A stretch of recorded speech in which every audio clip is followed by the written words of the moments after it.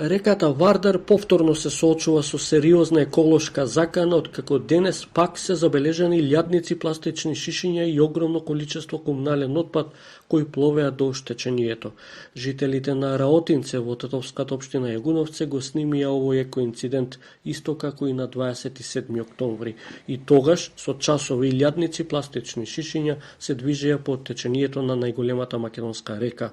Градоначалникот на општина Јагуновце Димитар Костадиновски, како и пред 2 месеци, вели дека собирањето смет не е проблем и представува редовна процедура која лесно се прави поради малиот број жители. Тој информираше дека за денешниот инцидент веднаш било пријавено во полицијата со цел да се најде доколку некој тоа го прави со намера.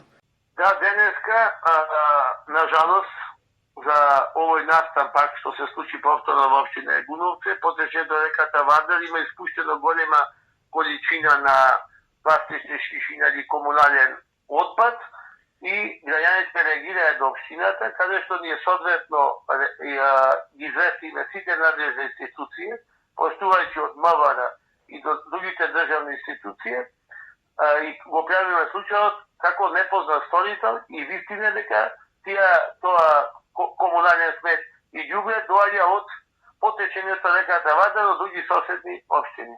Костадиновски потсетува дека општината на неколку места има поставено и видеокамери со цел да се открие ваквото нелегално фрлање на големи количини смет. Во октомври Министерството за животна средина во соопштение како причина за оваа појава посочи на незадоволително ниво на комунални услуги од страна на операторите, особено во руралните средини.